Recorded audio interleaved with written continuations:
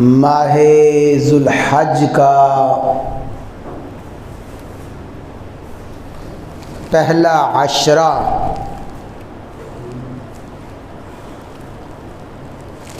اور ذوالحج کے ابتدائی ایام گزر رہے ہیں۔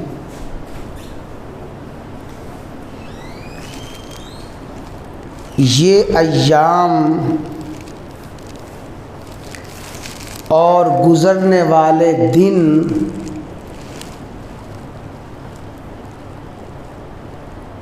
قدردان لوگوں کے لیے، قدردان مسلمانوں کے لیے حقیقت میں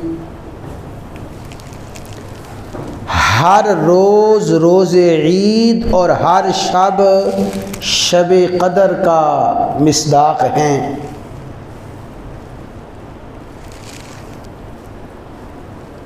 گزرنے والے ان ایام میں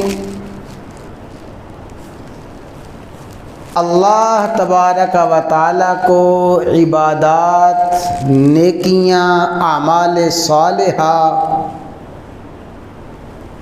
اتنے زیادہ محبوب ہیں، فرمایا سال بھر کے ایام میں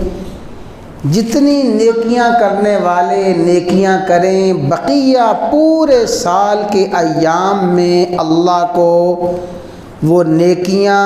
وہ اعمال صالحہ اتنا محبوب نہیں ہیں جتنے اعمال صالحہ اللہ تعالیٰ کو ان ایام کے محبوب ہیں۔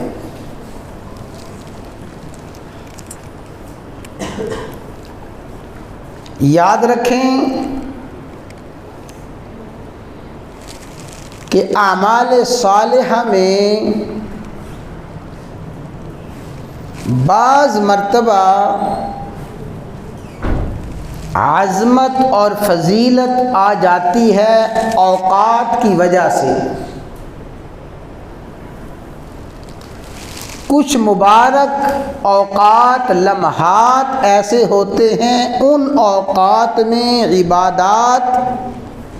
اعمال صالحہ بنسبت دیگر اوقات کے زیادہ فضیلت اور مرتبہ پا جاتے ہیں۔ نفلی نماز آدمی دن بھر میں جب بھی پڑھے وہ نیکی ہی نیکی ہے، لیکن وہی نفلی نماز جب آدمی رات کے آخری پہر میں ادا کرے تو تہجد کے اوقات میں وہ نوافل اللہ تعالیٰ کو اتنا محبوب ہیں کہ پورے دن میں کسی لمحے، کسی وقت میں اتنے محبوب نہیں جتنے محبوب اللہ تعالیٰ کو رات کے آخری پہر میں نوافل اور عبادات محبوب ہیں۔ اسی طرح بعض مرتبہ اعمال صالحہ کی قدر و قیمت بڑھ جاتی ہے ایام کی وجہ سے،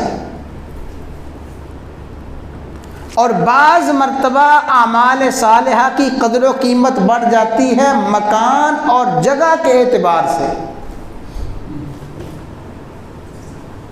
تو اعمال صالحہ جب بھی کیے جائیں، نیکیاں جب بھی کی جائیں،